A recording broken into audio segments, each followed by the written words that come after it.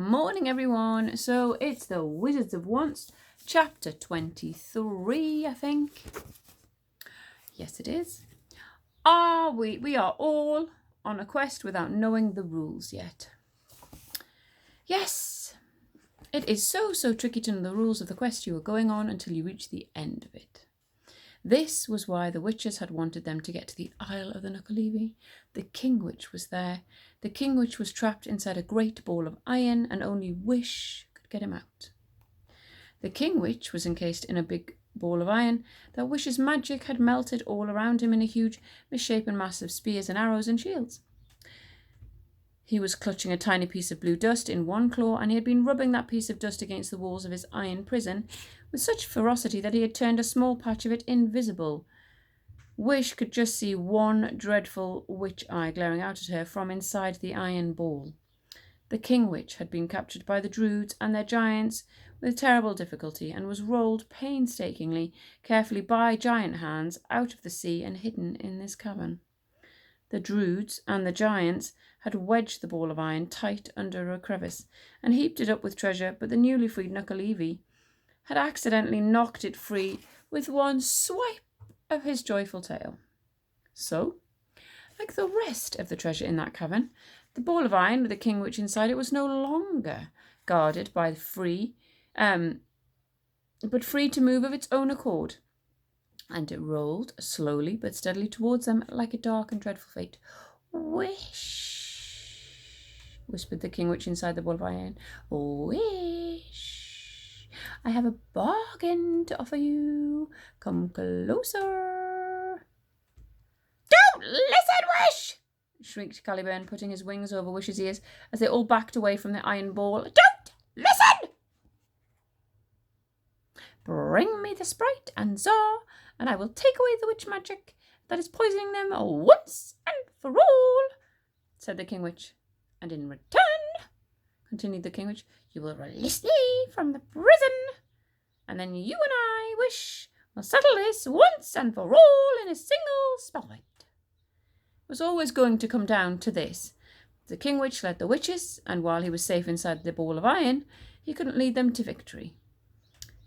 But if he could persuade Wish to release him and challenge Wish to a spell fight, why, then he might get his talons on the magic that works on iron. Because they had all seen back in Pook's Hill how bad Wish was at spell fights. But it was almost as if Wish and Czar were hypnotised by the voice of the King Witch as he rolled towards them. And then Czar began to walk towards the King Witch of his own accord. Little Squeeze Juice, who had been tucked worryingly rigid and still in Czar's pocket since they had left the healing comfort of Perdita, now lifted his head and began to move. He bit off the buttons that secured the pocket and flew out towards the King Witch. "I just feel it was funny again," said poor little Squeeze Juice uncertainly, flying towards the King Witch upside down. "Oh, it's just Chingwick. Hello, Chingwick." "Come back, Czar," cried Bodkin, grabbing hold of the edge of Czar's waistcoat and dragging him back. "Czar, what are you doing?" But Czar was half eaten by the witch magic already, and he did not seem to hear what Bodkin was saying. "Czar, come to me and wish," whispered the King Witch. "Wish. Give me your magic. Give me your magic. Give me your magic." Louder still chanted the King Witch in the ball of iron, louder and louder, until the chant became an unbearable screech, and the ball of iron was moving faster and faster. "Give me your magic! Don't listen!" bellowed Bodkin, leaping in front of Czar and Wish, and he held up the enchanted sword, which blazed for one moment with a light so blindingly bright that Czar was hypnotised. The Tsar's hypnotised eyes refocused, and he came to his senses. "Run!" shrieked Bodkin. Out of the cavern the children ran, terrified, as the ball of iron rolled after them. Up the tunnels of the Nukahlave's cave, onto the beach, where the log-boat was waiting for them. But above their heads, as they ran across the sand, there was a whir of soft wings, and two swifts flew round and round. "My father!" yelled Czar.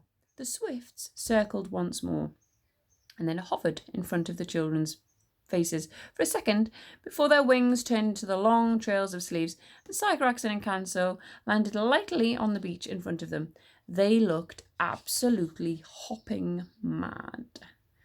Great thunder clouds were rolling off the top of Encanto's head. Sycorax was white with fury. "Oh dear, my mother as well," sighed Wish. And that would be the end of your chapter. I will see you again tomorrow. Goodbye.